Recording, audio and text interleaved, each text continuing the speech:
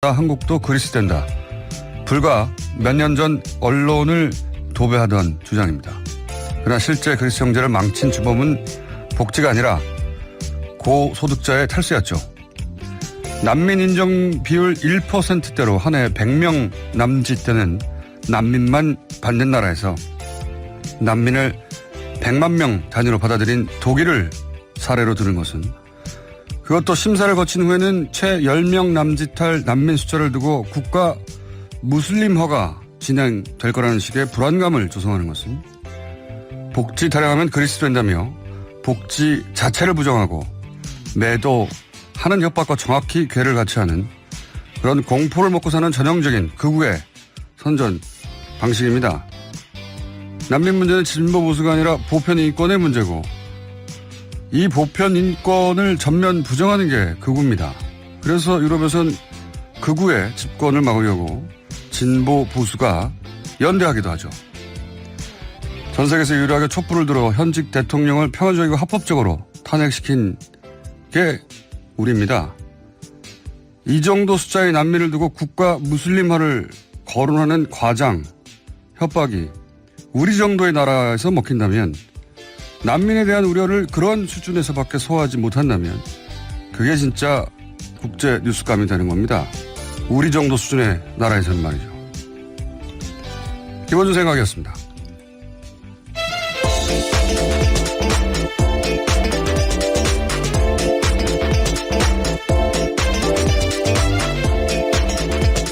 시사인의 김은지입니다. 네.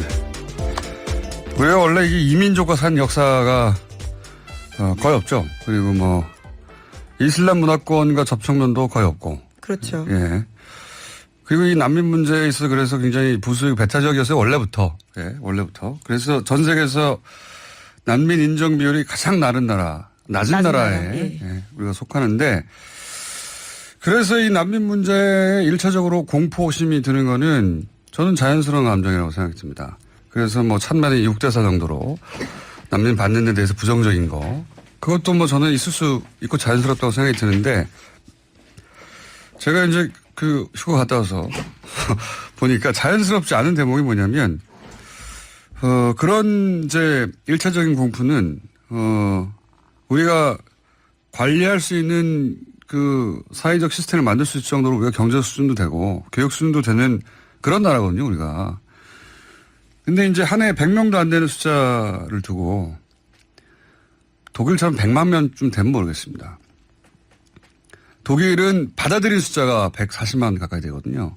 우리는 받아들인 숫자는 한 해에 100명도 안 돼요. 네, 근데 네. 그와 관련된 굉장히 과장된 정보들이 많습니다. 너무 과장됐어요. 네, 가짜뉴스도 많고요. 제주도 500명이라고 하는데 난민 인정 비율 보면 10명 될까? 나중에 인정되면? 네, 아직 심사 중이고요. 다 인정받지도 못한 상황입니다. 그러니까 그동안의 비율이면 10명 될까 말까 하거든요. 근데 여기서 갑자기 뭐 이슬람 강간 문화 그 자체도 문제인 발상이지만, 이슬람 강간 문화가 들어온다, 이런 게시물이 온라인 도배가 됐어요. 이게 부자연스러운 겁니다. 그 난민 문제 조금이라도 우호적이면 거의 인신공격에 해당되는 대단히 공격적인 댓글들을 달아서 아예 말을 못하게 만들어버리더라고요. 이게 비정상적이고 부자연스럽다. 뭐 6대4 정도 여론이면 6대4 정도 치열한 논란이 있으면 그건 자연스러운데, 난민에 대해서, 난민 문제 조금이라도 우호적이면 네가 뭘 모른다부터 시작해가지고 엄청난 공격. 이건 부자연스럽습니다. 그래서 조금이라도 우호적인 여론을 위축시키는 그런 분위기가 만들어져 있더라. 단기간 내에 그런 노력이 있는 것 같다. 이건 제가 좀 더 연구를 한 다음에 이 게시판 문화, 제가 오랜 세월 인터넷 첫 번째 우리나라 온라인 여론을, 매체를 만든 사람으로서 관심이 많습니다. 온라인 여론이 형성되는 과정, 혹은 뭐 온라인 여론을 만들어내는 과정, 거꾸로. 근데 그런 이상한 사례 중에 하나에 들어간다. 자연스럽지 않은 과정이다. 그래서 제가 좀 관심이 좀 있어서 다시 한번 언급했고요. 자, 첫 번째 뉴스는 뭡니까? 네, 박근혜 정부 시절 국군 기무사령부, 그러니까 기무사로 익숙한 곳인데요. 여기서 세월호 유족들을 사찰한 사실이 처음으로 공식적으로 드러났습니다. 의혹으로만 무성했던 사건의 실체에 대해서 국방부 TF가 밝힌 건데요. 관련 문건이 나왔습니다. 이러한 사실은 국방 사이버 댓글 사건 조사 TF가 기무사의 사이버 댓글 활동을 조사하던 중에 발견된 건데요. 구체적인 문건 제목을 보면 이렇습니다. 실종자 가족 및 가족 대책이 동향이라는 문서에서는요. 이들의 활동 동향과 관계, 경력 등을 정리하고 성향을 강경, 중도로 분류했습니다.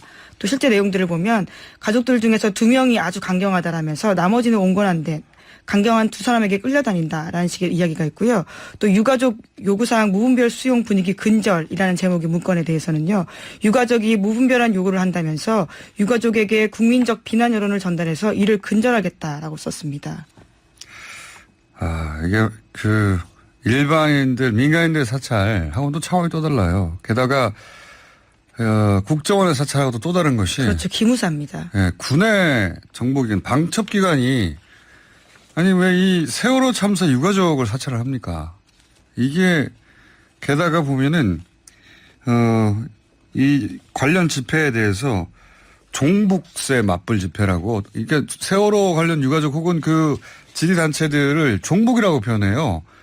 이 정신병자예요. 제가 보기에는 당시에 이런 그 정보기관들이 국민을 상대하는 방식은 이게 정신병자지 뭡니까? 네, 당시 구조에는 기민하지 못했는데요. 이러한 대처, 그러니까 소위 공작에 대해서는 굉장히 빠르게 대처했다는 사실들을 알 수가 있습니다. 북한을 상대하는 방첩부대가 지금 대형 참사가 발생해서 유가족들이 괴로워하는데 그 유가족들과 그 지지 집회를 종북 집회라고 규정을 하고 이게 말이 됩니까? 종북 집회라고 규정을 하고 심지어 관련된 정보들을 주면서요. 맞불 집회를 여는데 지원을 했습니다. 이런 일에 기무사가 참여했다는 사실 자체만 가지고도 기무사를 해체해야 된다. 네, 심지어 적극적으로 활동했다라는 문건들이 꽤 나왔는데요. 이건 정말 어처구니 없는. 촛불 집회가 열리고 정권이 바뀌지 않았으면 사실 드러나지 않았을 일들입니다. 그렇겠죠. 예. 이게 국정원도 이랬다면 당연히 국정원 해체해야 된다 말이 나올 정도인데 군의 방첩기관이 그 기무사가 심지어는 단원고 학교에도 보내가지고 그걸 사찰했다는 거 아니면 고등학교에 보내가지고. 네, 기무활동가를 배치해서 일일 보고를 하게 했던 정황까지도요. 문건으로 나와 있습니다. 그리고 구조 현장이었던 팽목항에도 있었고요. 참, 하여튼 이런 모임이나 집회를 종북이라고 불렀다는 것 자체도 굉장히 충격적이고 이걸 기무사가 했고 그리고 그래서 이걸 이런 집회를 이제 억누르려고 맞불 집회 보수단체 이 보수단체들이 결국은 정경련이라는 이런 곳에 돈을 받아서 이후에는 또 그러한 사실까지도 있는데요. 삼성이 이런 데 돈 줬다는 거 아닙니까? 네. 이게 나라가 정상이 아니었어요 정말. 그런 게 이제야 그 일부가 밝혀진 겁니다. 네, 그렇습니다. 일부가. 문건이 드디어 나오게 된 건데요. 이제까지도 의혹으로 있었지만 다 사실이 아니다라고 맞붙었었는데요. 이제는 문건이 나왔기 때문에 부인할 수 없는 상황입니다. 이 사안은 저희가 좀 더 자세히 취재기자와 함께 잠시 후 짚어보기로 하고요. 자, 다음 주는요. 네, 미국 백악관이 마이크 폼페이오 국무장관의 방북을 공식적으로 알렸습니다. 세라 샌더스 백악관 대변인이 한반도 비핵화의 지속적이고 중요한 업무를 이어가기 위해서 폼페이오 장관이 5일 북한으로 출발한다라고 밝혔는데요. 북한 지도자와 담당 팀을 만나겠다라고 이야기했습니다. 국무부도 이와 같은 사실들을 발표했는데 국무부는 또 폼페이오 장관이 7일에서 8일 도쿄에서 한일 관리들을 만난다라고도 밝혔습니다. 어제 이 관련 소식을 전하면서 제가 그 유엔 총회 때 김정은 위원장이 미국을 방문해서 그 자리에 술 가능성이 있을 수 있다라고 했는데 불과 하루 만에 네. 미국 언론에서 그 얘기가 나왔어요. 네, 아직까지 공식적으로 확인된 바는 아닌데요. 미국 언론의 보도에 따르면 그렇습니다. 미국의 정치 전문 매체 악시오스가 그와 같은 이야기들을 했는데요. 트럼프 행정부 당국자들을 인용해서 보도했습니다. 악시오스에 따르면 일부 정부 당국자들은 김정은 위원장과 진전을 이루는 가운데 매우 낙관적인 입장을 취하고 있다면서 트럼프 대통령과 2라운드가 9월 트럼프 대통령의 고향이기도 한 뉴욕에서 열릴 수 있다라고 말했다고 유엔 합니다. 총회. 그렇습니다. 9월 몇 번째 화요일인가 열려요? 네, 9월 세 번째 화요일에 열리게 되는데요. 저를 이제 북미 관계 준 전문가라고 불러주십시오. 예. 어제 한 이야기가 고스란히 다음날 미국 매체에서 나옵니다. 그러니까 여기에 가서 그 경제 이 시대를 기점으로 경제 제재 일부를 풀 수도 있다 이런 얘기가 나올 수 있고요. 근데 그러자면 이제 전제가 북한이 이 이전에 뭔가를 또 국제사회에 보여줘야 되겠죠. 네, 조치들을 해야 될 텐데요. 이번에 폼페이오 장관의 방북이 그런 점에서 굉장히 주목됩니다. 자, 저를 준 전문가라고 불러주시고요, 꼭. 어제 했던 얘기입니다. 예.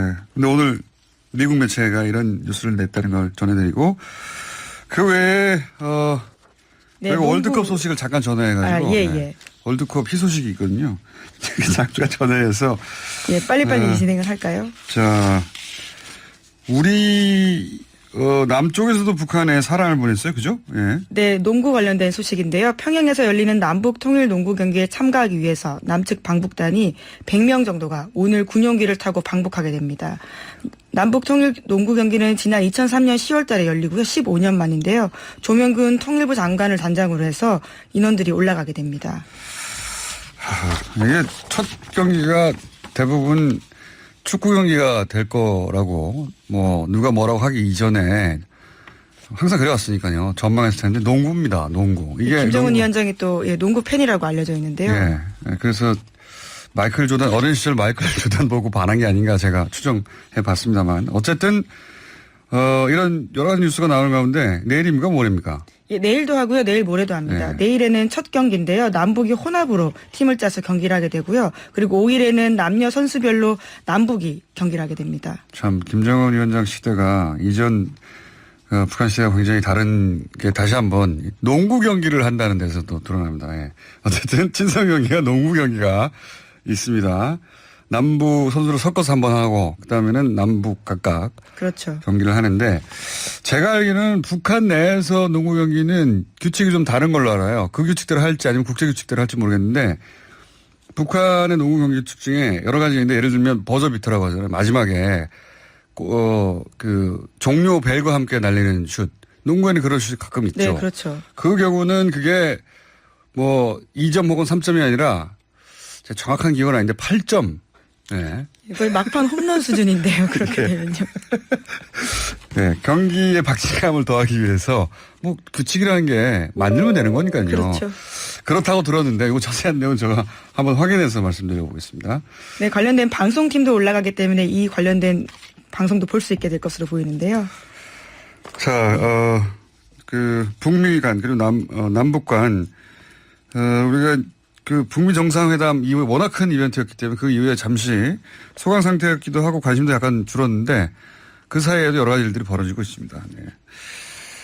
그리고 국내 뉴스 하나 정도 더. 예, 대법관 인사 관련된 소식 전해드리겠습니다. 네. 김명수 대법원장이 어제 문재인 대통령에게 김선수 변호사와 이동원 제주지법원장, 노정희 법원 도서관장을 신임 대법관 후보로 임명해달라고 제청했습니다. 특히 김선수 변호사가 눈길을 끄는데요. 김 후보자는 인권과 노동 전문으로서 대법관에 임명되면 판검사 경험이 없는 첫 번째 대법관입니다. 아, 이건 의미가 큽니다. 왜냐하면 우리나라 법관 시스템에서 불만 중에 하나가 법관이 되는 코스라는 게 이제 공부를 매우 잘하는 학생이 사법시험을 매우 잘 치고 연수원 성적이 굉장히 좋아서 성적 순으로 판사가 된 다음 사회 경험 없이 바로 법관이 그렇죠. 되는. 그러니까 어떤 사회 경험이나 뭐 인간에 대한 이해나 이런 그 성수가 없이 바로 굉장히 복잡한 사실 누군가의 법만으로 삶을 개입하게 되는 건데요. 그 법만으로 다닐 수 없는 그 어떤 국민들의 삶에 굉장히 중요한 개입을 하게 되잖아요. 그래서 예를 들어서 일정 기간 이상 변호사로 활동한 다음에야 법관이 되게 해야 한다든지 이런 얘기들 많이 나왔었어요. 예, 지금은 현재 이제 그렇게 되어 있는 상황들인데요. 로스쿨이 생기고 나서는요. 근데 이제 대법관도 법관을 지낸 적 없는 사람으로 처음으로 임명한다는 거잖아요. 예, 물론 김선수 변호사는 사시 수석입니다. 그렇기 때문에 뭐 그런 경험들이 또 다양할 뿐만 아니라 또 실력도 굉장히 있는 인사입니다. 그러면 실력 물론 있겠죠. 근데 제 말은 법관 경력이 없는 사람이 대법관이 그렇죠. 되는 첫 번째 케이스가 된다. 네, 중요한 변화인 것 같습니다. 자, 여기까지 하고 중요한 뉴스가 하나 있어요. 월드컵 뉴스가 굉장히 중요하잖아요. 월드컵 기간인데 월드컵에서 우리나라 경기 다음으로 중요한 경기가 뭔지 아십니까? 일본전입니다. 너무 개인적 관심사 아니실까요? 아니에요. 원래 남의 불행을 즐기면 안 되는 법인데 월드컵에서 라이벌 팀의 불행은 즐겨도 됩니다. 예. 월드컵이 그러라고 있는 거예요. 평상시에 이성적인 사고를 내려놓고 승부 자체에 몰입해서 원시적 감정을 드러내는 월드컵이 있는 거거든요. 예. 오늘 새벽에 일본과 벨기에전이 있었습니다.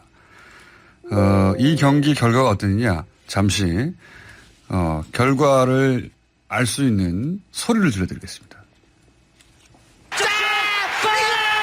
으로 일본이 후반전에 두 골을 경기 시작 5분 만에 넣고 나서 이거 어떻게 되나? 이거 일본이 올라가나 했는데 2대2로 따라붙은 이후에 경기 20분 남겨놓고 마지막 10초 남겨놓고 역전한 겁니다. 3대2죠. 예. 네, 역전한 거예요. 제가 어제 오랜만에 블랙하우스 녹화하고 새벽에 끝나서 1시간도 못 잤거든요. 이 경기 결과를 보고 피로가 싹 날아갔습니다. 네. 다시 한번 들어볼까요? 기분이 우울할 때 한 번씩 들어보십시오. 샤들리 감사합니다. 3대2 자, 역전골. 샤들리 왜 넣었냐고 제가 아까 너무 잘못했어요. 사과하십시오. 사과합니다. 나스르 샤들리. 감사합니다.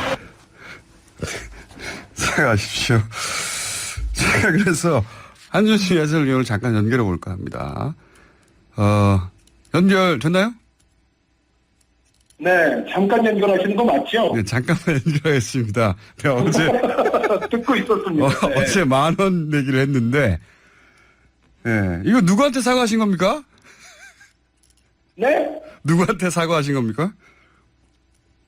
그거는 제가 샤들리 선수가 투입이 될 때, 예, 샤들리 선수와 바뀐 선수가 메르텐스라는 선수인데, 예, 제가 봤을 때는 메르텐스 선수가 전반전 그래도 벨기에에서 공격을 잘했던 선수거든요. 예. 그래서 샤들리를 넣는 거는 그렇다 치더라도 메르텐스를 빼면서 샤들리 선수를 넣을 필요가 있을까라는 생각이 들었기 때문에 샤들리 선수 왜 넣죠? 이제 이런 코멘트를 제가 했었습니다. 그래서 그런데 이제 샤들리 선수가 결정적으로 마지막에 결승골을 넣었기 때문에 샤들리 선수한테는 샤들리 선수에게는 예. 죄송합니다. 잘못했습니다. 사과합니다. 한 겁니다. 네. 샤들리 선수한테는 사과한 건 이해 갔습니다. 그럼 감사합니다는 누구한테 한 겁니까? 그 역시 이제 골을 넣어준 샤들리 선수가 저에게는 일단 상당히 좀 득이 되는 일들을 했거든요. 왜냐하면 제가 어저께 사실은 연장전까지 가는 승부차기까지 가는 아주 장시간 경기를 중계를 했는데 예. 이게 오늘 또 사실은 연장전 승부차기 갈 수 있는 흐름이었지 않습니까? 한준 그런데 해설위원의 연장전- 피로감을 덜어줬다. 네. 그거 이틀 연속으로 연장전까지 가는 중계를 하게 되면, 저도 그렇고, 같이 하는 캐스터 분도 그렇고, 사실 이게, 정말 엄청난 피로도가 밀려듭니다. 그리고 사실 모든 스태프들도 여기 시간 자정 넘어서 이제 퇴근을 해야 되고요.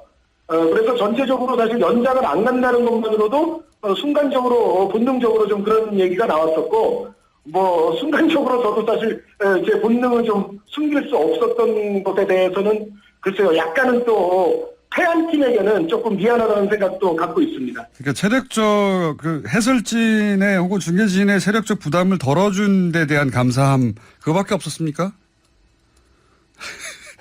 순간적으로 그냥 나왔어요. 순간적으로 그냥 나왔고, 어제 제가 김호준 진행자와 내기도 하지 않았습니까? 네. 제가 이 경기는 그래도 벨기에가 액면가 전력이 많이 우세하고 벨기에가 이길 것이라고 제가 예상을 해놨는데, 네. 여기서 10,000원 내기 그게 중요한 게 아니라, 네. 그 예상이 일단 좀 맞아야 되니까, 또 그런 측면에서도 샤들리 선수의 골은 고마운 일이라는 생각을 했습니다. 또 한 가지는 월드컵에서 라이벌 팀이 잘 되는 게 배가 아팠는데 그렇지 않아서 감사한 그런 마음은 혹시 조금이라도 없었습니까? 물론 이제 배가 아파도 그런 마음을 제가 인격과 인품이 굉장히 고수준의 사람이었으면 제가 그거를 좀 숨길 수 있어야 되는데, 네, 어찌됐건 어제도 사실 우리가 그런 이야기를 나눴습니다만 한국 축구와 일본 축구는 어쩔 수 없이 또 비교되는 측면이 있고, 그러니까요. 여기서 사실 일본이 경기력이 좋았어요. 일본이 괜찮았습니다, 자신들의 전술, 그리고 자신들의 장점과 특성을 잘 살린 경기를 하면서 우세한 흐름으로 사실 2대0까지도 만들지 않았습니까? 그래서 일본이 경기를 굉장히 잘해서 사실 어떻게 보면 우리가 좀 작아 보일 수 있는 그런 상황도 있었기 때문에 순간적으로 저의 또 본능이 약간 발현이 됐던 것 같습니다. 오히려 이제 벨기에가 전술적으로 왜 이렇게 할까 이해가 안 간다 싶은 전술을 펴다가 그 첫 번째 헤딩골이 운 좋게 들어간 다음에야 정신을 차린 것 같더라고요. 그죠? 예. 그렇게 해설도 하셨어요. 네, 그렇죠. 저러면 안 된다고 계속해서. 네, 그러니까 벨기에는 사실은 지금 3백을 쓰고 있습니다만 일본을 상대할 때는 이런 포지는 오히려 일본도 측면이 강한 좋은 선수들이 있거든요. 그래서 3백은 사실은 측면 공간 쪽에서 약점이 날 확률이 굉장히 높았고, 그리고 아무래도 일본은 요시다 선수를 제외하면은 키 큰 선수들이 없기 때문에 펠라이니의 고공 능력이라면 사실 선발 기용했을 때 굉장히 효과를 볼 가능성이 있었습니다. 그런데 벨기에 마르티네스 감독이 그러한 전술을 좀 늦게 펼쳐들었기 때문에 전체적으로 좀 고전한 흐름의 원인이 되지 않았나라는 생각입니다. 한준 해설위원이 해설한 대로 하자마자 이겼어요. 네, 그래서 역시 펠라인 선수 넣으라고 계속 얘기하셨는데 늦자마자 경기가 뒤집어졌고 결과는 뭐 원래 예능에서도 한 10번 던지면은 편집될 때 한 번 정도는 재미있는 말 나오지 않습니까? 네. 네, 저도 그냥 그런 정도로 마친 걸로 하겠습니다. 네. 사과하십시오. 사과합니다. 이 멘트는 저희가 앞으로 계속 써먹겠습니다. 그런데 한 가지만 샤들리 여쭤보고. 선수에게는 다시 한번 사과하고 싶어요. 네. 샤들리 선수 이 방송 못 듣겠지만 다시 한번 사과. 벨기에 대사관을 통해서 전달하도록 하고요. 한 가지만 제가 마지막으로 귀국하시면 월드컵 얘기는 자세하게 하기로 하고 이번 월드컵을 보면서 느낀 건데 피파 랭킹이 별 의미가 없다는 생각을 했습니다. 그렇지 않습니까? 제 생각에는 피파 랭킹은 의미가 있기도 하고 없기도 합니다.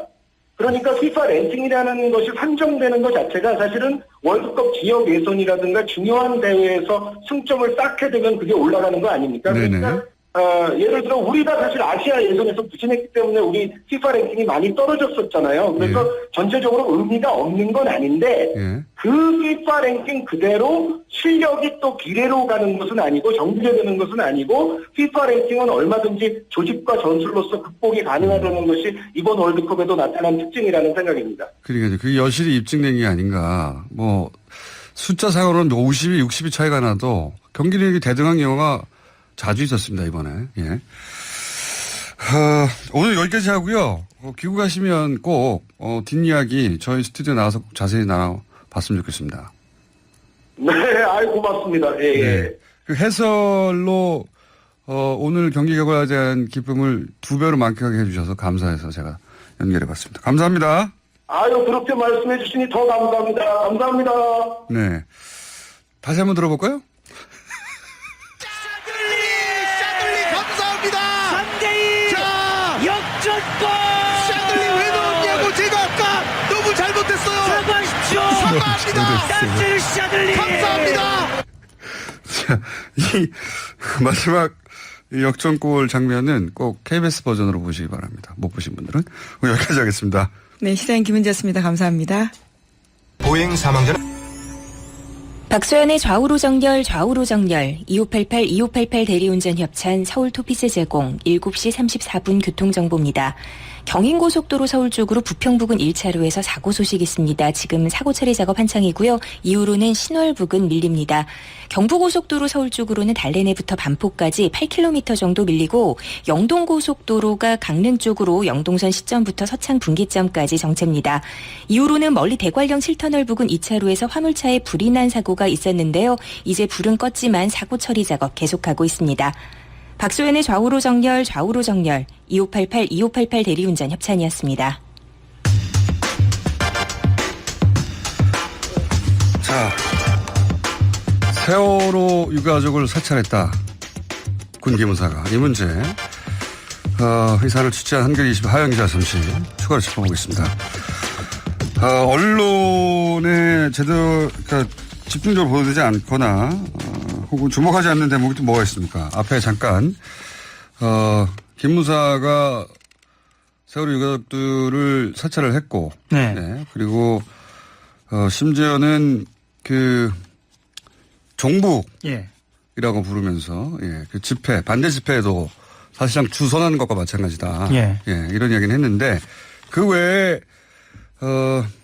언론에서 크게 다루진 않지만 중요하게 바라봐야 될 점이 어디가 있습니까? 이거부터 말씀을 드려야 할 것 같은데 세월호 사건에 관여한 사실이 공개된 게 처음이 아니고요.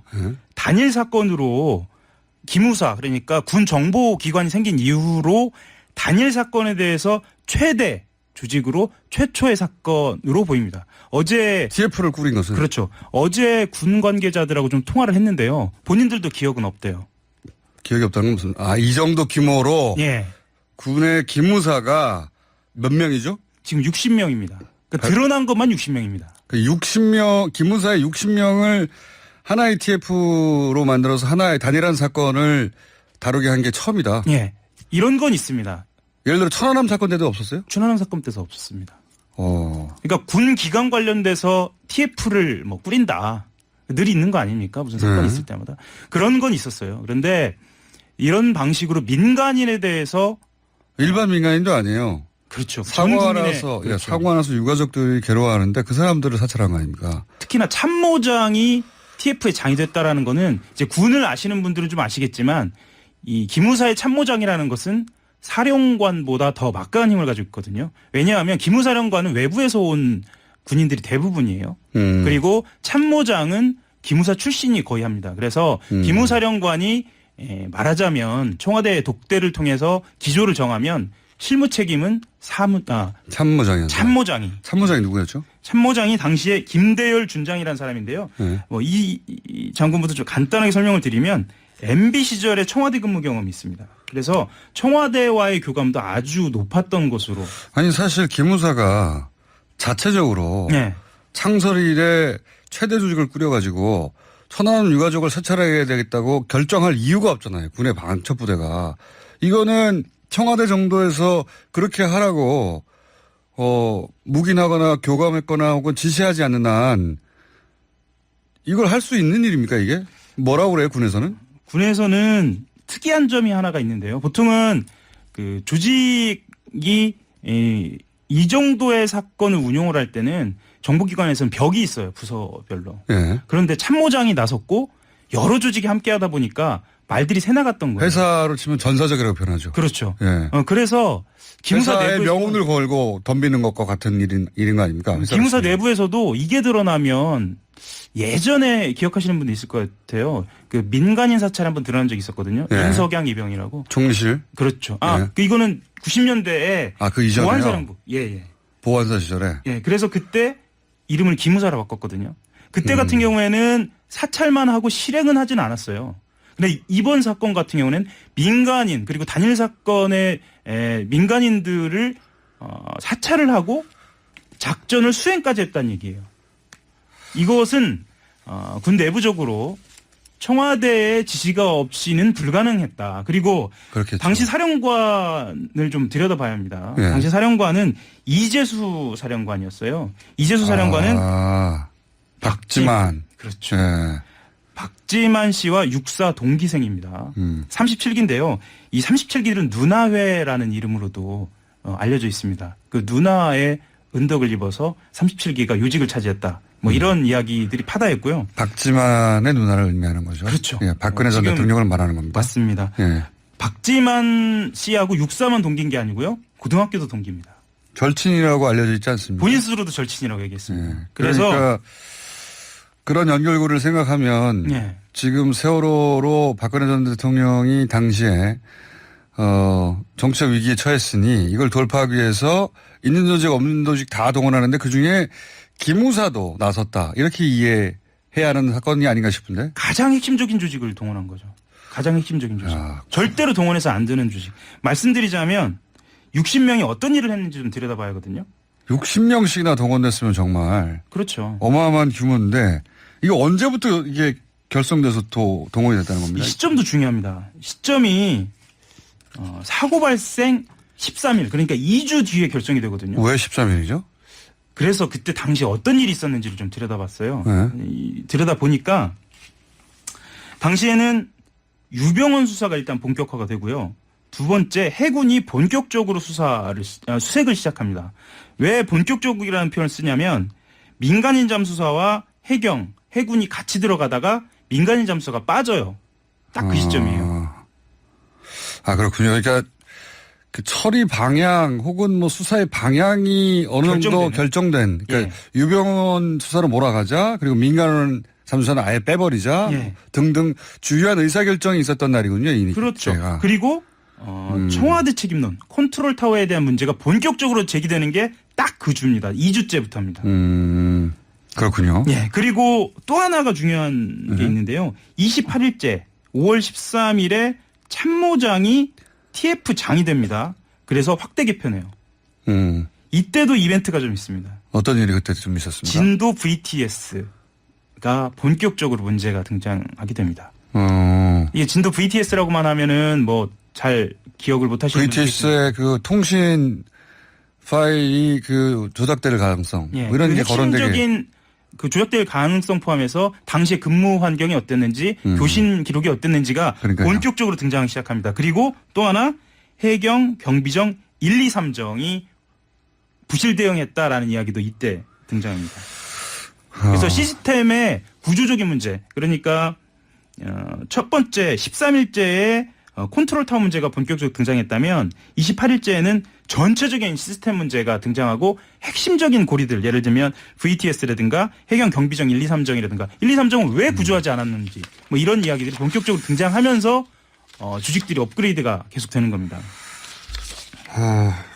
이게 지금 구멍이 너무 많습니다. 그러니까 제가 말씀드리는 거는 그냥 철저하게 팩트 위주로 말씀을 드리는 거고요. 그러면 이 관련성이 어디에 있는가? 그럼 누가 어떻게 책임져야 하는가에 대한 수사가 이루어지지 않은 상태에서 보도자료가 나온 거예요.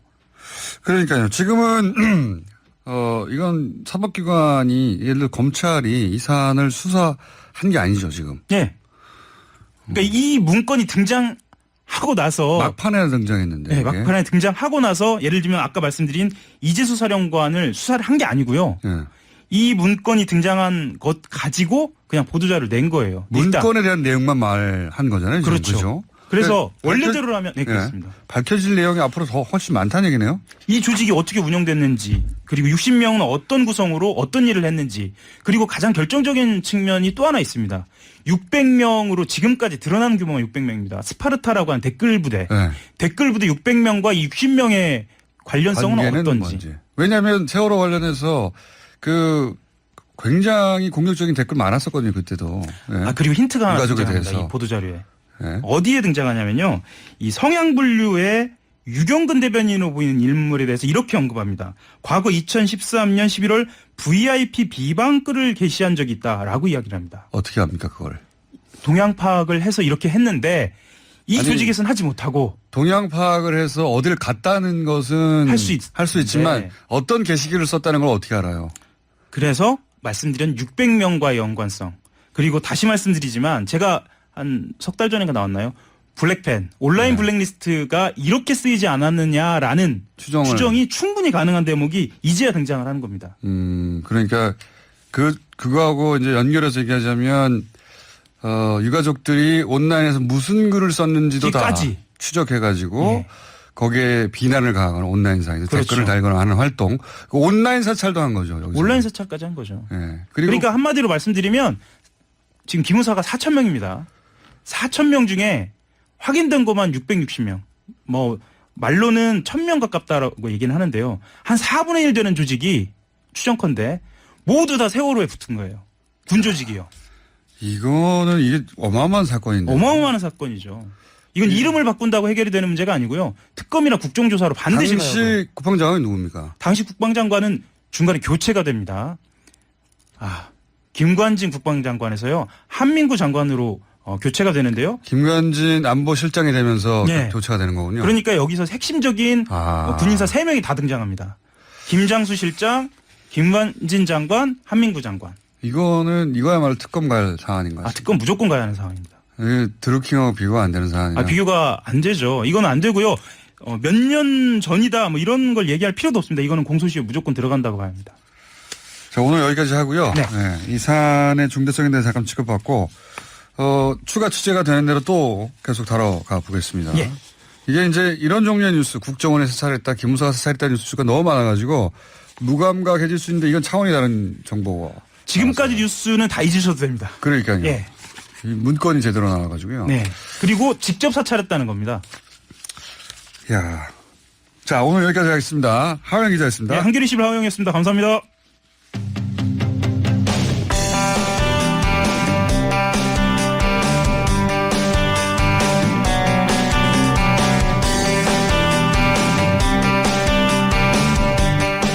자, 난민 문제. 어제는 팩트체크 해봤고요. 오늘은, 시스템적인 관점에서 한번 이 문제를 다뤄보겠습니다.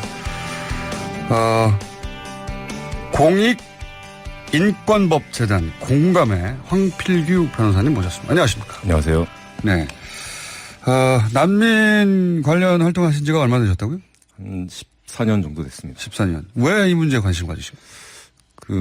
원래 이제 이주민 문제에 관심을 가지다가 이제 난민 문제도 관심을 가지게 됐고요. 그러니까 어떻게 보면 우리 사회에서 가장 취약한 상황에 놓여 있는 분들이라는 생각에서 관심을 가지게 됐습니다. 우리나라도 난민법이 있잖아요. 네, 난민법이 있습니다. 네, 여기 핵심 내용이 뭡니까? 결국 이제 난민 협약상 난민을 보호하게 되어 있는데 저희가 난민 협약을 가입하면서 난민 지위를 어떤 절차를 통해서 부여할 거냐, 그리고 이제 난민 지위가 되면 어떤 처우가 이루어져야 하느냐, 뭐 이런 전반적인 절차와 어떤 실체적인 내용들을 난민법에 담고 있습니다. 요 난민법의 내용은 사실 세계적으로 유사합니까? 그러니까 난민은 전 세계적으로 발생하고, 예. 그렇죠. 그리고 이 난민 협약에 가입한 나라들은 대부분 이런 법이 있을 거 아닙니까? 예, 그렇습니다. 그 법에 뭐랄까요? 내용이 비슷비슷합니까? 뭐 크게 보면 어떤 형식적으로는 비슷하다고 볼 수도 있는데요. 과연 그 실질적으로 예를 들면 어떤 절차의 공정성이나 투명성이라는 측면이랑 그다음에 어떤 난민이 인정됐을 때 혹은 난민 신청자의 지위에 있을 때 어떤 지위가 부여되느냐 이런 부분에서는 굉장히 뭐 어떤 다른 나라에 비교해서 부족한 부분이 많이 있습니다. 그러니까 법안의 꼴은 유사한데 예. 실제 적용되는 데 있어서는 예. 그런 얘기 하잖아요. 우리가 난민 인정 비율이 대단히 낮다. 예. 그러니까 비슷한 법안을 가지고 적용할 때 굉장히 엄격하게 한다는 얘기죠. 그렇죠. 다른 나라보다. 예. 그래서 이 진짜 난민, 가짜 난민 논란이 있고 가짜 난민 얘기도 하는데 예. 우리가 이 법을 적용한 과거의 전례를 볼 때 예. 가짜 난민이 이걸 통과할 확률이 있습니까? 거의 없다고 보여집니다. 네. 그러니까 네. 워낙 인정 비율이 낮아서 그렇죠. 그러니까 뭐 비율이 낮은 문제도 있지만요. 이제 어떤 절차 자체가 굉장히 좀 이렇게 잘못되어 있다. 예를 들면 이의신청 제도만 하더라도 그 실질적인 내용, 그러니까 이제 이의신청한 사람들이 제출한 내용을 그 위원들이 보는 게 아니라 그것을 요약하고 의견서를 첨부한 어떤 공무원들의 자료를 보고 하루에 이제 몇십 건씩을 처리하는 그리고 그 위원들 자체도 다른 나라 같은 경우는 다 전문가들인데 한국은 뭐 이제 정부위원 반, 민간위원 반으로 구성되어 있지만 사실 전문가는 한두 명에 불과하고 뭐 심지어는 국정원 방첩단장도 난민 이의신청 절차에서 심사를 하는 굉장히 엽기적인 구조를 가지고 있습니다. 국정원 방첩단장이 거기 왜 나옵니까? 그러니까 이제 테러를 방지하고자 함인데 저는 뭐 어떤 당연히 테러는 방지되어야 하고 신원조회나 이런 건 별도로 이루어질 수 있다라고 보여지는데 마치 이제 한국 사람들 뭐 강력범죄율이 1%라고 해가지고 모든 재판에서 범죄자를 가리기 위해서 배석 중에 한 명은 국정원에서 파견해야 한다라고 얘기하는 것과 전혀 다르지 않다. 그러니까 이때까지 그 국내 난민 관련 종사 전문가들이 해왔던 얘기는 가짜 난민 문제가 아니라 진짜 난민을 왜 다 쳐내느냐 이거였잖아요. 맞습니다. 예. 그러니까 진짜 난민들이 있는데 이 난민들을 명백히 난민인데 우리가 인정해주지 않고 있다. 예, 맞습니다. 전 세계적 기준에 볼 땐 너무 인정 비율이 낮다. 예. 다른 나라 그러니까 전 세계 평균이 30%대라면서요. 예. 그러니까 이 문제가 난민 문제가 불거지면 난민의 인정 비율이 너무 낮다고 문제 제기가 돼야 되는데 예. 거꾸로 가짜 난민 얘기가 나와서 당황하셨겠어요? 예, 굉장히 당황스럽죠. 그러니까 이제 현실과는 전혀 예. 상반된 이야기 아닙니까? 맞습니다. 그래서 뭐 사실은 오히려 법무부 관계자분들도 뭐 물론 이제 주로 남용을 내세우면서 이제 어떤 책임을 회피를 하긴 하지만 또 개별적으로 말씀을 나눠보면 불가능하다. 이 시스템에서 그 난민들을 다 심사하는 게 인력 예산 면에서도 굉장히 그러니까요. 불가능하고 그런 말씀들을 많이 하십니다. 우리가 그 난민을 수용하는 정도 예. 좀 수치가 와닿게 비교해 주시면 어떻습니까? 어느 정도 수준입니까? 예를 들면 이제 작년에 나온 유엔 난민기구의 통계에 의하면 그러니까 인구 1000명당 그러니까 이제 뭐 저희가 흔히 생각하기에 우리 땅덩어리도 좁고 뭐 인구도 많다 뭐 이런 말씀들을 하실 수 있는데 인구 1000명당 난민 수용률이 전 세계 139위입니다.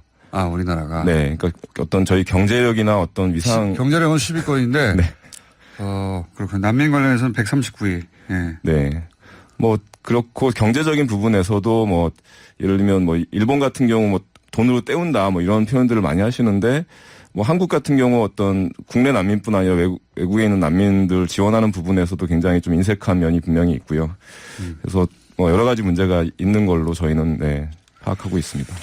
그러니까 지금까지 우리가 난민 관련해서 문제 삼아왔던 것은 진짜 난민을 제대로 심사를 거치지 않고 기회를 주지 않아서 예. 굉장히 난민 인정 비율이 낮고 우리 경제 수준에 비해서 전 세계 꼴찌 수준의 난민 수용 국가다. 예. 이걸 문제 삼았는데 갑자기 난민이 우리나라에 몰려들고 아무런 기준도 없는 것처럼 예. 잘못된 정보가 갑자기 유통되기 시작했는데 맞습니다. 예. 그렇지 않습니까? 그래서 난민 혐오가 갑자기 제가 보기에는 조직적으로 유포되는 측면이 있습니다. 예.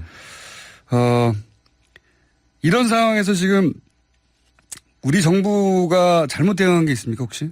그러니까 말씀하신 대로 저는 뭐 그게 꼭 혐오만 있는 건 아닌 것 같고요. 당연히 어떤 정상적인 우려도 있죠. 네, 당연히. 네, 당연히 어떤 정상적인 네. 우려를 이런 혐오로 이끌고 가려고 하는 노력이 있는 것 같아요. 그러니까 그런 예를 들면 그런 거죠. 어떻게 보면 사실에 근거하지 않고 뭔가 이렇게 좀 새로운 사람들이 들어오니까 범죄 우려가 있다라고 얘기를 했을 때 정부의 대응은 맞아요. 범죄 우려 있어요. 그래서 특별 순찰 돌게요. 라는 식으로 대응을 했다라면 사실은 굉장히 잘못된 대응인 거죠. 어떻게 보면 그 우려를 혐오로 어떻게 보면 확인해주고 그 잘못된 선입견 편견을 사실로 어떻게 보면 만들어주는 방식이었다라면 그게 아니라 대한민국은 어떻게 보면 안전사회를 지향하고 네. 내국인 차별 없이 치안에 만전을 기하고 있습니다. 앞으로도 그럴 겁니다.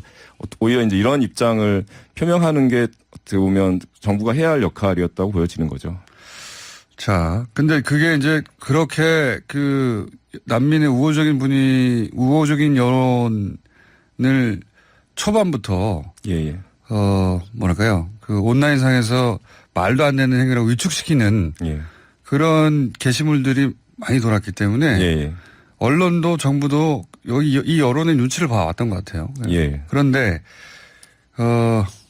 14년간 이 예. 문제를 다뤄왔던 분으로서 그러면 이 예멘 난민 문제 어떻게 풀어야 되는 겁니까? 일단은 저는 뭐 정부가 출도 제한이라든지 굉장히 당황하고 해서 했던 조치들이 좀 분명히 문제가 있었던 건 맞고요. 마치 이제 예전에 시리아 난민들 처음에는 시리아 난민 보호하고 있다고 자랑하다가 갑자기 이제 파리 테러 나고 나서 공항에 사실 법적 근거도 없이 가두는 식으로 그러니까 그 당시 이제 시리아 난민을 인천공항에 가뒀다면 이번에도 당황해서 어떻게 보면 예멘 난민들 제주도에 가두려고 했던 굉장히 어떻게 보면 불합리한 조치들이 이루어졌던 건 분명한 것 같고요. 그래서 그런 부분들에 대한 반성이 있어야 할 것 같고요. 다만 이제 이게 어떻게 보면 위기이기도 하지만 그 위기를 기회 삼아서 발전적인 어떤 조치들을 취할 수 있는 어떻게 보면 기회라고 보여지고요. 그랬을 때 과연 우리나라 위상에 걸맞게 어느 정도의 어느 정도 규모의 그리고 어느 정도의 어떤 절차적 투명성이나 공정성을 갖추고 제도를 운영할 건지에 대한 좀 성찰이 필요한 것 같고요. 이번 기회에 네. 그렇게 이제 극우적인 과장도 존재하지만 실제 우려도 있잖아요. 예. 우리가 이런 난민 문제에 익숙하지 않고. 그렇습니다. 그래서 실제 우려도 있으니까 그 우려가 있는 만큼. 예. 제도를 제대로 정비해서 지금까지 답답해 하셨던 14년간. 예. 그걸 이번에 개선할 기회가 되기도 하는 거 아닙니까? 맞습니다. 그래서 이제 신속 절차를 얘기를 하는데 예를 들면 추가 인력 투입을 얘기하는데 그러면 다른 지역의 인력을 투입하면 다른 지역에서 이제 예를 들면 절차가 지연되는 거고요. 아니면 완전히 새로운 인력이면 전문성이 없어서 부실화되는 거고요. 그래서 굉장히 대책이라는 게 정말 너무 어떤 일시적인 어떤 대책들이 이루어지는데 그게 아니라 그러면 전체적으로 뭐가 문제였고 반성할 건 반성하고 또 개선할 건 개선 요구를 할 것은 요구를 하는 식으로 될 필요가 있는 것 같고요. 다만 오히려 네. 이번에 네. 심사를 엄격하기 위해서 예산도 인력도 더 투입하겠다 이러면 되겠군요. 근데 이제 저희가 말씀드린 건 사실 이제 법무부랑도 계속 그동안 대화를 해왔습니다. 그래서 저희도 인력 예산이 더 필요하다고 생각하지만 그게 되려면 절차를 어떻게 합리적으로 바꿀 것인가에 대한 좀 구체적인 방안이 필요한데 어떻게 보면 인력 예산만을 얘기하는 건 부적절하다는 판단이 있는 거죠. 하여튼 논의의 기회를 삼아야 된다. 네. 예, 오늘 여기까지 짚어보겠습니다. 황필규 변호사였습니다. 우린 TBS 8시 종합뉴스. 북상하는 태풍 뿌라삐룬의 영향으로 오늘 강원 영동과 경상 해안을 중심으로 강한 비바람이 예상됩니다. 계속되는 폭우로 어제 하루 1명이 숨지고 1명이 실종되는 등 피해도 이어지고 있습니다. 북미 실무협상을 이끌고 있는 마이크 폼페이오 미국 국무장관이 오는 5일 북한을 방문한다고 미 정부가 공식 발표했습니다. 남북 적십자가 오늘 이산가족 생사 확인 의뢰서를 판문점에서 교환합니다. 대통령 직속 재정개혁특위가 오늘 부동산 보유세 개편 최종 권고안을 정부에 제출합니다. 이상 이 시간 주요 뉴스입니다. 계속된 폭우로 어제 하루 1명이 숨지고 1명이 실종되는 등 인명피해가 잇따랐습니다. 북상하는 태풍 뿌라삐룬의 영향으로 오늘 강원 영동과 경상 해안에는 강한 비바람이 예상돼 주의가 필요합니다. 보도에 이동규 기자입니다. 계속된 폭우로 어제 오후 경북 봉화군 국도에서 낙석 사고가 발생해 화물차에 타고 있던 61세 남성 1명이 숨졌고 경기 광주시에서는 중학교에 다니는 남학생 1명이 곤잠천 급류에 휩쓸려 실종됐습니다. 앞서 지난달 30일에는 모내기를 하던 53세 태국인 여성이 낙뢰로 숨졌고 광주 광산구에서 실종됐던 74세 남성은 어제 오후 숨진 채 발견됐습니다. 전북 군산과 경기 화성 등에서는 주택 5채가 파손됐고 전남 보성에서는 차량 52대가 침수되는 등 재산 피해도 이어졌습니다. 농경지도 전국적으로 8천여 헥타르가 침수됐고 전남 무안에서는 축사가 침수돼 병아리 6천 마리가 폐사하기도 했습니다. 북상하는 제7호 태풍 뿌라삐룬의 영향으로 제주와 남해안 일부 지역에는 현재 태풍특보가 발효 중입니다. 경기 동부와 강원 영서, 충청 내륙 등에는 5에서 30mm의 비가 오겠고 특히 강원 영동과 경상 해안을 중심으로 시간당 30mm가 넘는 강한 비바람이 예상됩니다. 세력이 점차 약해지고 있는 태풍은 오늘 오전 11시쯤 제주도에 가장 근접하겠고 밤 9시쯤에는 부산 남동쪽 해상을 지날 것으로 예상됩니다. 기상청은 뿌라삐룬의 진로와 이동 속도, 발달 정도가 달라질 수 있는 만큼 앞으로 발표되는 기상 정보를 참고해달라고 당부했습니다. TBS 뉴스 이동규입니다. 마이크 폼페이오 미국 국무장관이 오는 5일에서 7일 북한을 방문해 6.12 북미 정상회담에 이은 후속 비핵화 협상을 한다고 미 정부가 공식 발표했습니다. 세라 허커비 샌더스 백악관 대변인은 정례 브리핑에서 북한 비핵화 업무를 계속하기 위해 폼페이오 장관이 오는 5일 북한으로 떠난다며 폼페이오 장관이 북한 지도자와 그의 팀을 만날 것이라고 말했습니다. 미 국무부는 별도의 보도자료를 통해 폼페이오 장관이 평양 방문에 이어 7, 8일에는 일본 도쿄에서 한국과 일본 지도부를 만나 최종적이고 완전하게 검증된 북한의 비핵화 합의를 논의할 것이라고 설명했습니다. 도널드 트럼프 미국 대통령과 김정은 북한 국무위원장 간 제2차 북미 정상회담이 오는 9월 뉴욕에서 개최될 가능성이 있는 것으로 전해졌습니다.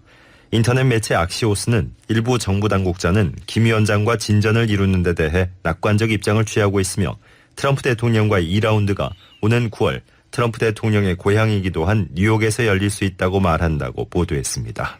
남북 적십자는 8월 15일 광복절을 계기로 열리는 이산가족 상봉 행사 준비를 위해 오늘 판문점에서 이산가족 생사 확인 의뢰서를 교환합니다. 대한적십자사가 북측에 전달할 의뢰서에는 이산가족 상봉 2차 후보자로 선정된 남측 250명의 명단과 이들의 북측 가족 인적사항이 담겼습니다. 남북 적십자는 의뢰서를 주고받은 후 오는 25일까지 생사 확인 결과가 담긴 회보서를 교환할 예정입니다. 북한 평양에서 열리는 남북 통일 농구에 참가하는 정부 대표단과 선수단이 오늘 방북합니다. 정부 대표단과 남녀 선수단 100명은 오전 10시 성남공항에서 군용기를 타고 북한 평양으로 출발합니다. 정부 대표단은 조명균 통일부 장관을 단장으로 노태강 문화체육관광부 차관과 이기흥 대한체육회장 등 5명으로 구성됐고 선수단은 국가대표 선수를 중심으로 심판진 등 50명으로 꾸려졌습니다. 더불어민주당과 자유한국당, 바른미래당, 평화와 정의의 의원 모임이 본격적으로 원구성 협상에 들어갑니다.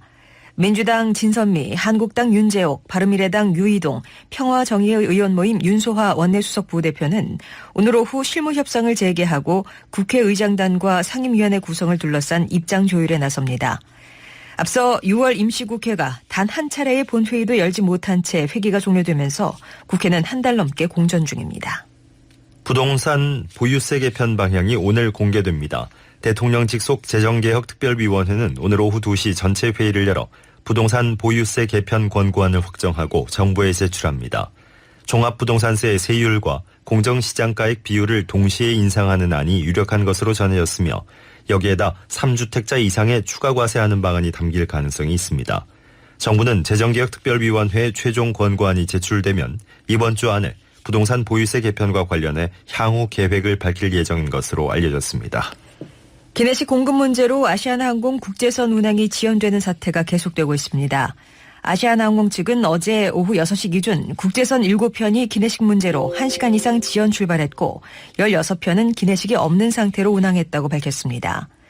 이번 기내식 공급 문제는 아시아나항공의 기내식 업체가 바뀌면서 공급 차질이 생겨 발생한 것으로 알려졌습니다.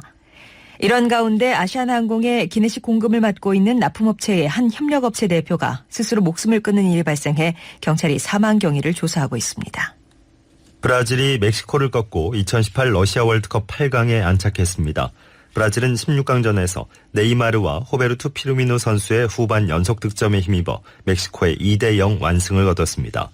피파 랭킹 3위의 벨기에는 우여곡절 끝에 일본을 누르고 2회 연속 월드컵 8강 진출에 성공했습니다.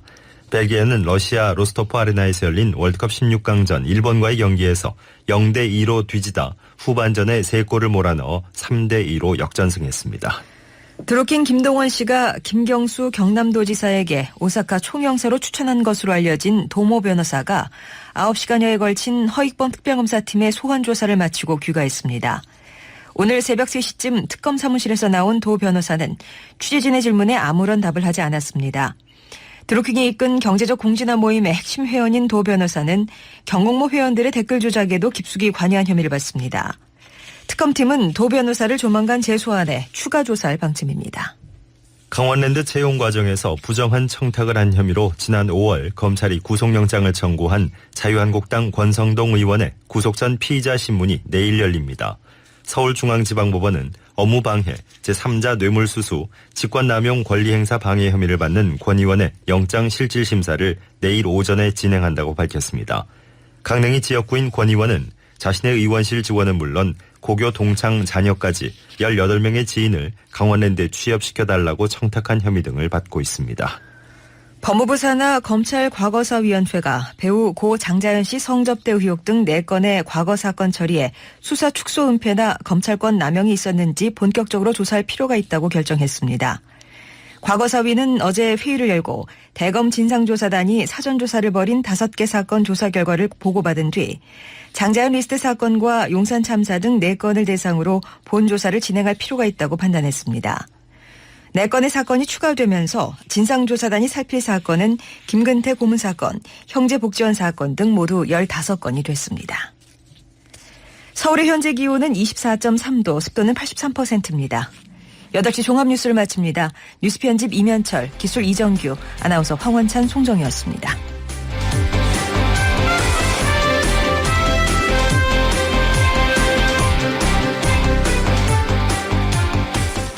시작됩니다. 방면으로 1차로에 고장차가 서 있습니다. 뒤로 밀리진 않지만 잘 살피고 이동하시기 바라고요. 분당 수서로가 청담대교 쪽으로 장진나들목에서 탄천 1교까지 정체입니다. 언주로는 내곡나들목 이전에서 구령터널까지, 또 경부고속도로 서울 쪽으로는 달래내부터 반포까지 8km 정도 정체고요. 서울 외곽순환고속도로가 구리에서 판교 쪽으로 강일나들목부터 서하남까지 11km 구간 정체입니다. 북부간선도로 구리에서 종암 쪽으로 신내나들목부터 하월곡 램프까지 시속 20km 내외로 이동하고, 내부순환로가 성산 쪽으로 기름램프에서 홍지문 터널까지, 또 홍제램프에서 성산램프 사이로는 시속 30km 내외로 이동합니다. 동부간선도로 성수 방면으로 노원교에서 녹천교, 또 원릉교에서 정도 중랑교 정체고요. 사이와 장안교부터 용비교까지 정체입니다. 콜레스테롤 관리의 시작 레이델 폴리코사놀텐 협찬이었습니다. 이어서 김어준의 뉴스공장 3부가 방송됩니다. TBS FM.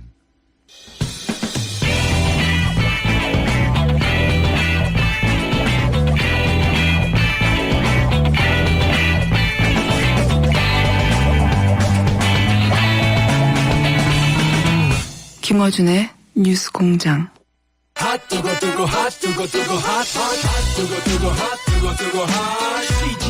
자, 오랜만입니다. 요즘 별로 안 뜨거운. 거의 한 달 만인 것 같은데요. 네. 둘 다 각자 사정으로 거의 한 달 만에 만났습니다. 일부러 피하신 것 같아요. 하태경 내가 나오고 의원을 싶었는데. 일부러 피할 만큼 중요한 인물이 아니에요. 내가 까칠한 질문 할까봐 피한 거 아니에요? 바른미래당이 지금 제가 피할 만큼 지금 주목을 받는 상태가 아닙니다. 네. 제가 주목 좀 받기 위해서 오늘 나왔습니다. 어쨌든 간만에 보니까 반갑습니다. 이거 이제 질문 들어가기 전에 내가 지금 한 달 동안 친문 지지자들한테 시달리고 있습니다. 이거는 우리 공장장께서 친문 지지자요? 예. 왜냐하면은 2010년에 김부선 씨의 그 변호사 인터뷰요? 출신 성남 가짜 총각 문제를 최초로 이슈화시킨 분이 우리 공장장이라는 걸 국민들이 잘 몰라요. 최초 이슈화 시킨 게 아니고 인터뷰를 했었죠. 인터뷰를 했었죠. 예. 그리고 그때는 상대가 특정되지는 않았습니다. 그래서 그때 저도 내용을 읽어보니까 김부선 씨가 실명을 이야기했더라고요. 그래서 그 실명을 우리 공장장이 당시에 들었고 그 실명이 이재명인 거 아니냐 여기에 대해서 오늘 한 말씀 해주셔야 돼요. 제가 안 그러면 못 갑니다. 나오시면 그 얘기 할 줄 알았어요. 당시 준비하고 계셨구나. 인터뷰에 들었던 이야기는 인터뷰에 다 들어가 있고요. 예, 우선. 실명을 못 들었어요 그때? 그 전후 사정은 인터뷰에 써 있는 그대로입니다. 뺀 게 없다. 예, 실명을 못 들었다는 거네요. 그대로고 물론 저는 한참 지나서 또 그 그 내용을 보면 김부선이가 실명을 이야기했다고 본인이 적어놨어요. 그러니까 그 인터뷰에 다 들어 있어요. 실명이 들어있다고요? 제가 들어서 할 수 있는 말을 거기 다 들어있다는 얘기죠. 그럼 실명은 이야기할 수 없기 때문에 못했다? 당시 쓸 수 있는 만큼 쓴 거고요. 예, 그게 이제 김우선 씨 요구이기도 했고. 그리고 한참 지나서 이재명 지사 쪽 주장도 알게 됐죠. 예. 그러면 양쪽의 주장을 다 듣고 난 이후에 제 판단은 뭐예요? 왜냐하면 사실 제가 제3자로서 현장을 목격하거나 그런 건 아니니까 제 판단이 있을 수 있지 않습니까? 그건 제가 적절하다고 생각하는 시점과 자리에서 알아서 제가 공개하겠다. 알아서 그런데 방금 할게고. 실명을 공개하셨네요. 이재명 지사한테 확인했다는 거는 그때 김부선 씨가 아니요, 이재명 제가 언급을 확인한 했기 게 때문에 아니에요. 이재명 지사 입장 물어봤을 거 아니에요. 아니에요. 이거는 이재명 시장이 계속 거론됐죠. 몇 년 후에는. 그러니까 김부선 씨한테 이재명 씨 이름 듣고 확인한 게 아니라 거론됐기 때문에 확인했다. 이 그때 말씀인가요? 당시에 제가 계속 말씀드리지만 제가 왜 이걸 이렇게까지밖에 말 안 하냐면 이 법적 공방이 있지 않습니까?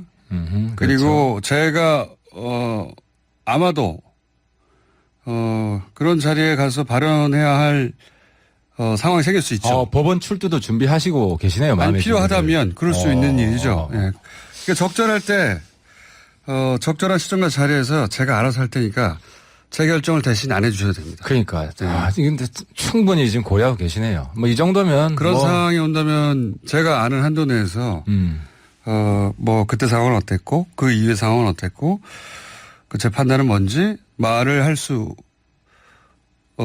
해야 하는 상황과 자리에서 시점에서 얘기를 하겠습니다. 공장장의 준비된 답변이었습니다. 제가 물어보길 잘했네요. 아니요. 딱 준비가 돼 있으셨습니다. 제가 보기에는 오히려 제가 궁금한 건 바른미래당이 이번 지방선거에 경기도지사 선거에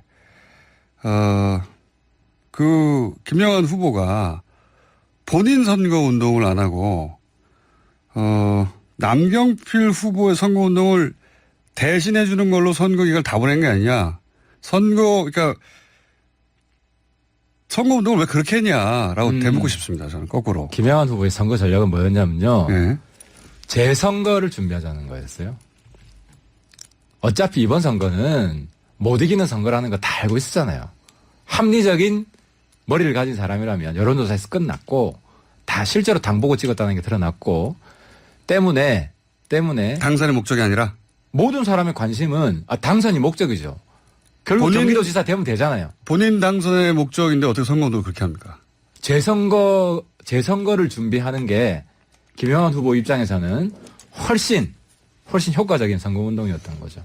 그리고 실제로 고소고발이 지금 진행되고 있고 우리 공장장께서도 증인 출두 마음의 준비를 하시고 있고. 그게 뭐 예를 들어서 법원에서 필요로 한다든가 사법기관에서 필요로 한다면 그거는 뭐 계속 함께 거론되는 저나 주진희 기자도 그런 자리에서 필요한 시점 자리에서 필요한 말을 할 준비는 되어 있어요. 예. 근데 그거를 내가 궁금하니 지금 얘기해달라고 요구는 혹은 제 결정을 대신해 줄 필요는 없는 겁니다. 그렇죠. 예. 저도 어쨌든 이 정도 답변을 들었다는 것 자체가 우리 친문 지지자들이 아주 큰 성과라고 생각할 것 그게 같습니다. 왜 친문 지지자의 성과입니까? 이번에 모르시는구나.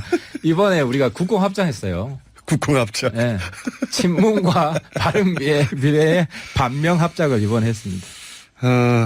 바른미래당의 선거운동은 스스로 당선되고 싶어하는 선거운동은 아니었어요. 예. 이번에는 굉장히 이상한 선거운동이었습니다. 김영환 후보의 선거운동. 예. 그래서 저는 그 시간이 평가해 줄 거라고 봅니다. 결국 받은 득표율이 4.8% 아닙니까? 그러니까 이재명 지사가 지사직을 4년간 유지한다면 우리가 선거 전략을 잘못 짰고 중간에 끝난다면 우리가 잘 짠 그러면 거죠. 김영환 후보가 된다고 생각하시는 겁니까? 우리 기회가 한번 생기죠. 희망이 있죠. 굉장히 이상한 선거운동이었다. 그건 김영환 후보가 받은 득표율로 입증되는 선거운동이었다고 그래도 김영환 후보는 지난 선거 기간 동안 가장 유명한 우리 당의 후보였다는 것만으로도 김영환 후보는 성과가 있었죠. 그래서 득표를 했냐 이겁니다. 그러니까 선거운동의 목적은 본인 득표, 본인이 당선되는 거지. 자, 이 얘기는 이제 그만하고요. 예, 그 정도 하시죠. 그래서 그 이후에 바른미래당, 이 얘기는 이제 좀 지난 얘기인데 좀 만난 게 처음이니까 선거운동 이후에. 바른미래당은 어떻게 돼가고 있습니까? 어떻게 풀어지고 있습니까? 이 상황이. 바른미래당은 뭐 안철수, 유승민 대표, 이선 후퇴. 네. 그리고 살아남은 사람들이 살아남은 사람들이 있습니까? 악착같이 한번 살아보려고 지금 다시 화학적 결속을 다지는 중이죠. 오히려 두 대표적인 주자가 빠지면서 다른 분들의 발언이나 운신의 폭은 넓어졌을 수 있을 것 같아요. 그죠? 이게 문제는 존재감인데요. 그러니까요. 예. 운신의 폭은 넓어졌는데 아무도 주목을 안 한다는 그렇죠. 얘기죠. 그게 문제예요. 그래서 제가 지금 여러 가지 고민을 많이 하고 있습니다. 하태가 당대표 나가는 겁니다. 존재감, 당대표를 포함해서. 근데 이제 당대표 저 혼자 결정할 수 있는 문제는 아니고. 누가 결정합니까? 유승민, 안철수 전 대표들 만나서. 유연화를 받으라고요? 같이 가자. 같이 가자는 게 무슨 의미죠? 적극적으로 같이 도와달라. 본인이 당대표. 우리 당의 그 개조, 혁신, 그리고 우리 당 중심의 야권 재편을 위해서 같이 움직이자. 전당대회가 언제죠? 지금 예정은 8월 19일입니다. 꽤 남았네요. 좀 남았습니다. 예. 그러면 당대표 출마 의사를 가지신 분이 몇 분이나 되죠? 지금 다들 고민하고 있죠. 그래서 아직 시간이 좀 있기 때문에 저도 조금 더 주변 의견을 좀 듣고. 주변 의견. 혼자 뛰어나가는 하태가 아니라 함께 나가는 하태. 현재까지 주변 의견은 어떻습니까? 많은 분들이 지금은 제가 좀 역할을 좀 해야 된다. 왜냐하면 이 새로운 야당을. 아니, 본인이 물어보는데 그러면은 본인한테 나쁜 소리 합니까? 어쨌든 침묵하는 분들은 별로 없어요. 그러니까 이제 색깔이 있다. 하태는 나만의 색깔이 있다. 이 색깔로 한번 승부를 해보자. 이런 의견들이 지금 많은데요. 본인이 생각하시는 라이벌은 누굽니까, 그러면? 어느 분 정도? 제가 생각하는 라이벌은 제 자신이죠. 왜냐면 이게 참 어려운 게. 그거는 세계 1위가 하는 말입니다. 이게 어려운 게, 이게 또 너무 튀면 안 되고, 또 함께 가야 되기 때문에, 제가 이제 최고위원 할 때랑 대표를 해야겠다 결심할 때랑 좀 다른 것 같아요. 바른미래당이 역설적으로 평화로워진 면은 있는데, 이제 평화로워진 만큼, 그리고 또 두 대표 주자가 일선에서 물러난 만큼 주목도가 떨어져서 이제부터 시끄러워질 겁니다. 그래서 그거를 하태경 최고위원이 당대표 출마해서 극복해보겠다 이런 보관인 거죠 지금? 예, 존재감을 극대화시키겠습니다. 그리고 주목받는 바른미래당. 그러면 만약에 당대표가 됐으면 어떻게 하실 생각이십니까? 앞으로 어떤 변화가 있습니까 바른미래당에? 예를 저는 들어 딱 두 가지 할 겁니다. 이 보수 혁명을 할 겁니다. 어떻게 하죠? 보수가 심판받은 이유가 네. 제가 이건 여러 자리에서 말씀드렸는데 지난번 탄핵은 보수의 반민주성이 탄핵받은 겁니다. 이번 네. 지방선거는 보수의 반평화성이 탄핵받은 겁니다. 한반도 평화체제로 가는데 그거 역행했다? 그렇죠. 그래서 평화적 보수를 만들고 민주적 보수를 만들고 그러니까 이게 나중에 한 30년 뒤에 우리 역사를 다시 보면요. 이 시점이 시대가 교체되는 시점이에요. 대전환기죠 사실은. 그죠. 예. 엄청난 전환기인데 이 전환기의 의미를 아직 야당 보수 진영에서 그 의미를 정확히 모르고 있어요. 근데 저는 역사가 보입니다. 앞으로 30년 뒤가. 그래서 제가 보는 그 길로 한눈 안 팔고. 갑자기 김일성 가면이 왜 생각나죠? 그걸 보실 수 있는 분이. 그 과도기에 있었던 일이고. 예. 아직 근데 경계해야 될 일이 있어요. 물론 있죠. 북한이 예. 불량 국가 과거의 잔재를 100% 벗어난 게 아니에요. 그런 점은 또 지적할 건 할 겁니다. 예. 하지만 큰 방향이 예. 그리 가기 때문에. 역사의 물꼬가 틀어졌다. 그렇게 보시는 시대의 거죠. 방향을 바꾸는 보수가 된다. 그런 보수를 만들어야 국민들한테 사랑을 받고 다음 총선 때 어느 정도 당내 성적이 유승민 나온다. 대표 전 대표부터 인식의 전환이 일어나야 되는 거 아닙니까? 그러니까 이런 문제를 포함해서 예. 제가 이제 안철수 전 대표, 유승민 전 대표 여러분들하고 한번 공감대가 형성이 돼야 될 거 아닙니까? 그래야 나는 그런 방향으로 보수 개혁을 하려고 하니 나를 좀 지지해달라. 그렇습니다. 그렇게 설득해서 그분들이 함께 힘을 보태준다면 내가 당대표 나가가지고 한번 당을 바꿔보겠다. 그렇습니다. 그게 중요합니다. 그럼 바른미래당은 그런 미래가 그려진다고 치고, 자유한국당은 어떻게 보십니까? 어떻게 될 거라고 보십니까? 지금 친박 비박, 그러니까 자유한국당은 여전히 박근혜 전 대통령을 어떻게 바라볼지에 대해서 의견이 갈리는 두 큰 세력이 여전히 존재하는 거 아닙니까? 솔직히 저 좀 자유한국당 때리는 재미도 없고요. 네. 전망. 홍 대표가 없어서 제가 때리는 재미가 하나도 없어요. 그래서 자유한국당 잘 되길 바랍니다. 전망은 어떻습니까? 솔직히 잘 되길 바라고 그 내부에서 변화의 에너지가 저는 있다고 생각하지 않습니다. 지금 안에서. 김성태 대표 그리고 함께하는 아마도 김무성 전 대표 그 소위 복당파 해당되는 이분들이 당권을 잡을 가능성이 굉장히 높지 않습니까? 앞으로?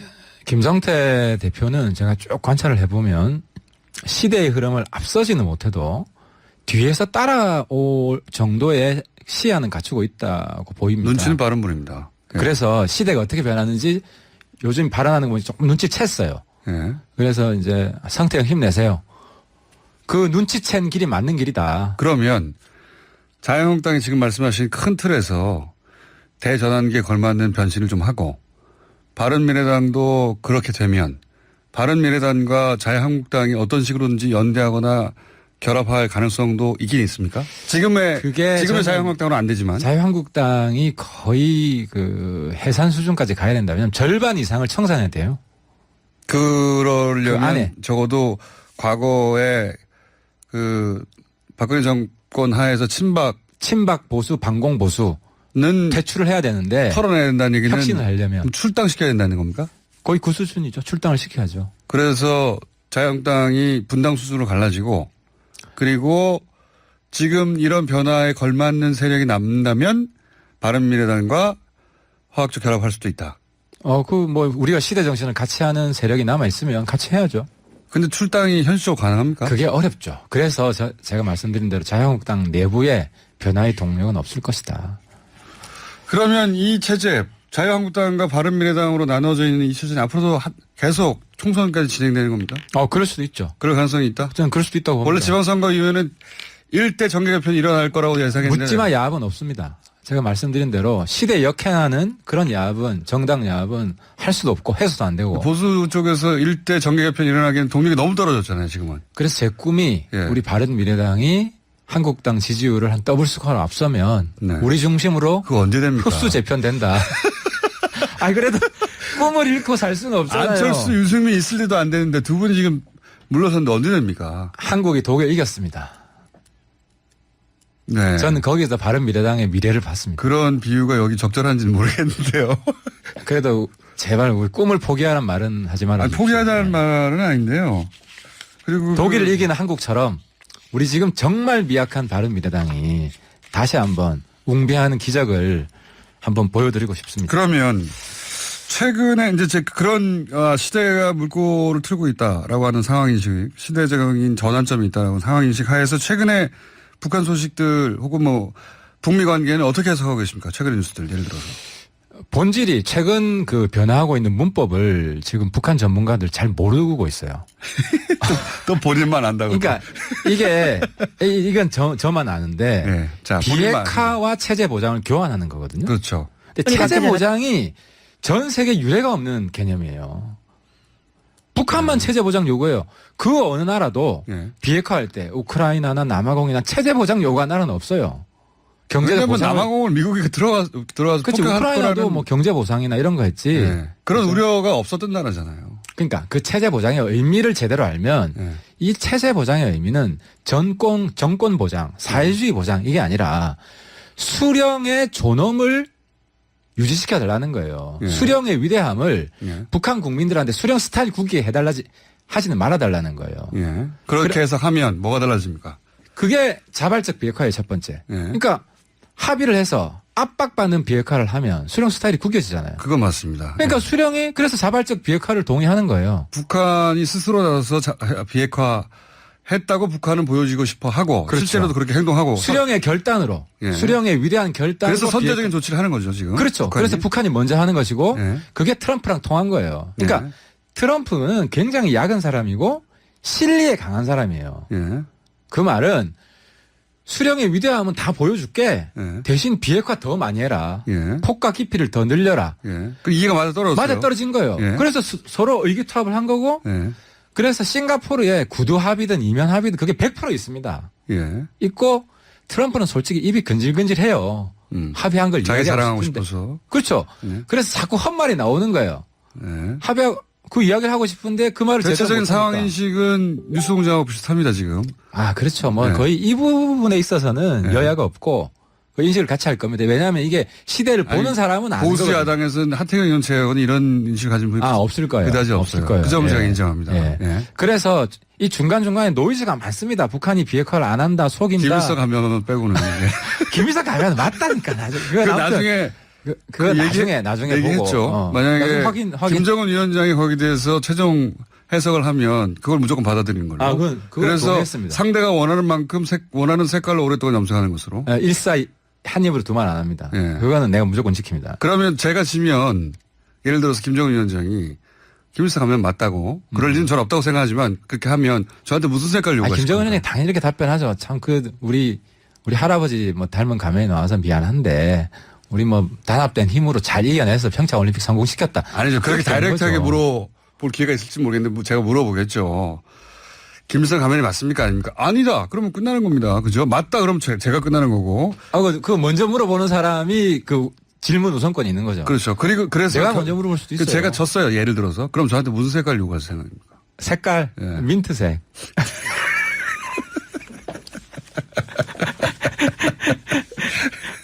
아무튼 이 폼페이오 이번에 방북 가는데 네. 뭐 아주 훌륭한 선물 받아가지고 올 겁니다. 파격적인 선물. 그거 준비하느라고 시간이 좀 걸린 것이고. 최근에 어떤 진행 과정은 긍정적으로 보고 계신 거네요. 긍정적인 방향으로 갈 수밖에 없어요. 왜냐하면 김정은이 가난에서 벗어나 보자고 네. 지금 발버둥을 치고 있고 그런 조건을 만드는 한에서 최대한 비핵화를 합니다. 그 말이 그러니까 이제 이런 건 아니에요. 사람들이 우리 핵이 100개 있는데 50개만 폐기하고 50개는 그대로 가지고 있을게. 핵 군축 우리 할게. 이렇게 접근 안 해요.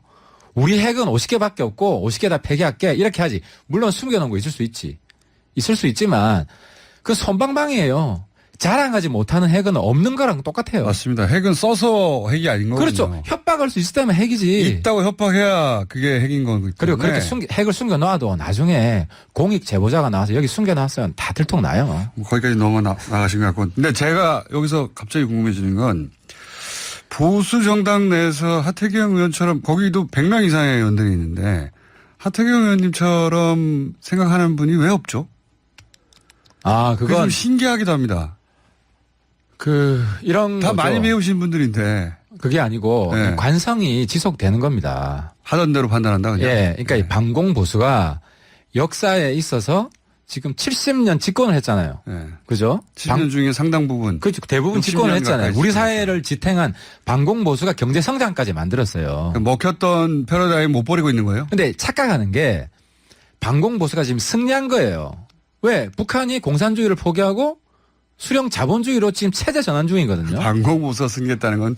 그러니까 제가 설득할 수 있는 논리인데 제가 그렇게 설득할 수 그렇죠. 하고 싶어 하신다. 반공보수가 그러니까 반공보수가 여태까지 하나만 생각하는 거예요. 북한 정권이 망해서 우리가 흡수 통일하는 것만 성공하는 거다. 네. 이 하나의 경로만 생각한 거고 그게 아니라 북한이 공산주의를 포기하고 자본주의로 전환해서 북한이 박정희 노선을 수용해서 그러니까 쉽게 말하면 하태경이 옛날 사회주의자에서 자본주의자로 전향한 것처럼 김정은 위원장이 공산주의자에서 자본주의자로 전향한 거예요. 그럼 반공보수가 그렇게 저는 생각하진 않지만 따뜻하게 어쨌든 품 안에 안아야지. 보수 지지층을 그렇게 설득할 수도 있는데. 그렇죠. 근데 그걸 믿는데 시간이 걸리는 거죠. 시간이 걸리는 거고 저 같은 사람은 선지자 역할을 해야 된다고 보는 거고요. 그렇게 우리 보수를 설득을 하고 선지자. 저 사람은 그 길 잃은 양이었는데 선지자라고 하셨습니까 표현을? 선지자. 네. 그래서 이게 시대를 먼저 알려야 되는 거죠. 그래서 제가 욕을 많이 듣지만 결국 보수가 제가 원하는 방향으로 이렇게 같이 갈 수밖에 그러면 없다. 바른미래당의 지지자 혹은 하태경 의원의 지지자 혹은 보수 성향의 유권자들이 지금과 같은 그런 설명을 받아들입니까? 그러니까 지금 못 받아들이죠. 여전히 못 받아들이죠. 못 받아들이는데 제가 최근에 놀란 게 조갑재 선생이라고 계시잖아요. 네. 제가 반공보수 퇴출하자, 청산해야 된다. 네. 왜? 반공보수가 이겼기 때문에 역사 속에서 사라져야 된다. 이런 내용의 어쨌든 국회 발언을 했어요. 네. 조갑재 TV에서 그걸 전면적으로 다 녹화해가지고 안에 자막까지 달아가지고 TV에 올려놨습니다. 그래서 지금 조갑재 TV에 엄청나게 항의가 들어가고 있는데 조갑재 선생이 100% 받아들이지도 않겠지만 이런 주장도 경청할 만하다. 시대 전환이 이루어진 거는 맞고 그 논리가 지부진영에서는 동의하지 않는 논리긴 하지만 어쨌든 시대 전환이 이루어졌다고 하는 인식 자체 거기는 그렇죠. 조갑재 씨도 동의하는 바가 있다 이렇게. 그렇죠. 김정은이 해석하시는 박정희가 건가? 됐는데 우리 네. 보수가 그 김정은을 포용해야 된다. 이런 주장을 제가 하고 있고 실제로 조갑재 선생이 경청하고 있고 보수 내에서 치열한 시대 논쟁이 지금 벌어지고 있는 겁니다. 보수 내에서 치열한 시대 논쟁이 있냐고 제가 여쭤본 건데. 제가 지금 도발하고 있는 거죠. 혼자 하시는 거죠, 사실상. 그렇습니다. 제가 외롭게 지금 싸움하고 있는데 아직은 혼자지만 1년, 2년 지나면서 이 세력이 커질 거라고 보고 그래서 제가 1년, 2년 사이에 총선이 있어가지고 시간이 더 지날 수도 있습니다. 네. 하지만 굴하지 않고 그러니까 저는 국회의원 한 번 더 하는 것보다 이 보수의 이 죽은 보수를 살리는 반공보수가 승리해서 이제는 반공보수가 평화보수로 바뀌어야 된다. 그게 보수의 갈 길이다. 국회의원 한 번 더 하는 것보다. 그렇지. 그게 전 역사적으로 저한테 더 중요한 사명이라고 보는 거죠. 네. 국회의원 한 번 더 하기 힘들다고 보시는 겁니까 지금? 쉽지 않을 수도 있습니다. 저는 연연하지 않겠습니다. 지방선거 결과 보고 나서. 그래서 마음을 비워야겠다. 그게 보수 진영의 공포감이 되긴 했습니까? 지금 크게 반성하고 있죠. 근데 아직도 질타하는 게 국민들이 질타하는 게 시대와 역사가 질타하는 게 뭔지를 모르는 사람들이 한국당에 제가 볼 땐 태반이라는 거죠. 대다수가 아직도 모르고 있다. 여전히 모르고 있습니다. 그래서 김무성 대표 발언하는 거 보세요. 여전히 모르고 있어요. 자, 오늘 여기까지 해야 될 것 같고요. 혼자 외롭게 선지자처럼 외로운 보수혁명 전사가 되겠습니다. 그리고 당대표까지 되어서 바른미래당을 그럼 그 길로 혼자서 하드캐리 하겠다고 하는 계획이신 거잖아요. 그죠? 하드코어 새로운 보수의 모습을 보게 될 겁니다. 당대표가 되면. 되든 안 되든. 안 되면 어렵지 않습니까? 안 되면 혼자 외롭게 싸워야죠. 지금까지 안 했던 되면 것처럼. 뉴스공장에 나와서 혼자 계속 얘기하는 거잖아요. 네. 그런 상황입니다. 바른미래당은. 오늘 공장장님 아무튼 시원하게 답변해 주셔가지고 미진한 답변이 있지만 또 법원에서까지 증언의 의사까지 밝혀주시고 아니 그거는 굉장히 좋아할 것 같습니다. 우리 누가 좋아할 것 같다는 겁니다. 저랑 합작하고 있는 친문 지지자들께서 신국공합작 북한 문제도 국공합작을 해야 돼요. 자 빨리 벗어나시길 바라고요. 지방선거 모드에서. 그리고 바른미래당도 일 잘 풀려가길 제가 기대합니다. 예, 감사합니다. 당대표 플랜도 잘 풀려나길 바라고요. 예. 네, 그게 성공해야 우리 보수가 당대표가 삽니다. 혹여라도 되시면 예. 그래도 이 자리에 계속 나오시죠. 뉴스